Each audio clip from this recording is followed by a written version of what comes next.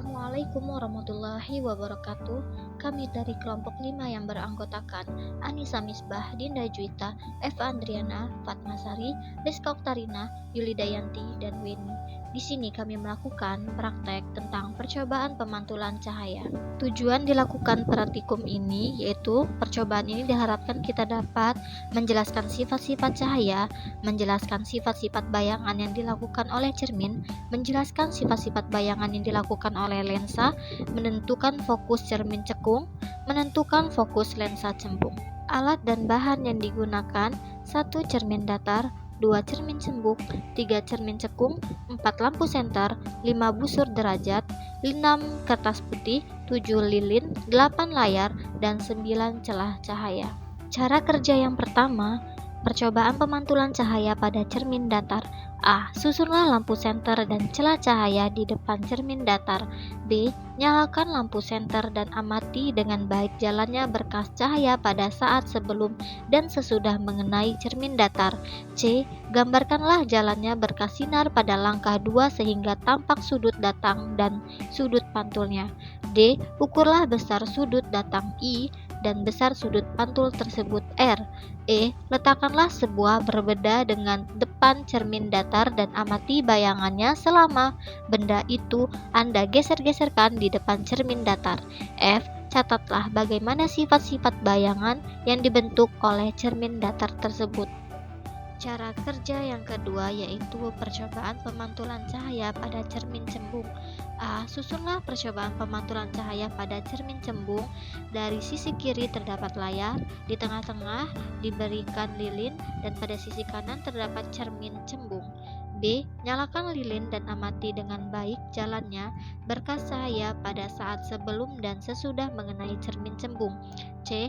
Gambarkanlah jalannya berkas sinar pada langkah 2 sehingga tampak sudut datang dan sudut pantulnya serta bayangannya yang terbentuk. D. Catatlah bagaimana sifat-sifat bayangan yang dibentuk oleh cermin cembung tersebut. Cara kerja yang ketiga yaitu percobaan pemantulan cahaya pada cermin cekung. 1. Susunlah percobaan pemantulan cahaya pada cermin cembung. Pada sisi kanan terdapat layar, pada tengah-tengah itu terdapat lilin, pada sisi kiri itu terdapat cermin cekung. 2. Nyalakanlah lilin dan amati dengan baik jalannya berkas cahaya pada saat sebelum dan sesudah mengenai cermin cekung. 3. Gambarkanlah jalannya berkas sinar pada langkah 2 sehingga tampak sudut datang dan sudut pantulnya serta bayangan yang terbentuk. 4. Catatlah bagaimana sifat-sifat bayangan yang dibentuk oleh cermin cekung tersebut. 5. Aturlah jarak benda atau latar layar agar pada layar terbentuk bayangan yang jelas dan tajam. Selanjutnya, ukur jarak benda dan jarak bayangannya. 6. Jika benda di depan cermin cekung terus digeser menjauhi cermin, maka pada jarak tertentu bayangan benda akan menghilang atau tidak tampak. Ukur jarak benda dari cermin cekung pada keadaan tersebut. Cara kerja yang ketiga yaitu percobaan pembiasan cahaya dengan lensa cembung. 1. Susunlah lensa cembung pada sisi kiri, layar terletak di tengah-tengah, dan lilin pada sisi kanan serta penggaris.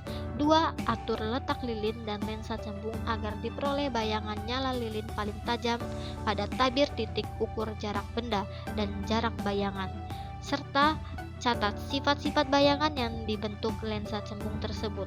3. Pergunakanlah sebuah lensa cekung untuk mengamati huruf pada buku Anda dengan jarak yang relatif dekat. Kemudian, geserkan lensa secara perlahan huruf tersebut bagaimana sifat-sifat bayangan yang dibentuk oleh lensa cekung tersebut. Berdasarkan dari percobaan yang dilakukan dan data-data yang diperoleh, dapat disimpulkan bahwa suatu cahaya dapat dipantulkan sesuai dengan sifat-sifat benda yang dilaluinya. Pemantulan cahaya pada cermin datar berbeda dengan pemantulan cahaya pada cermin cekung. Dari percobaan yang dilakukan, data pertama dan kedua sesuai dengan bunyi huruf Snell-Lewis. Sekian dari kami ucapkan terima kasih. Wassalamualaikum warahmatullahi wabarakatuh.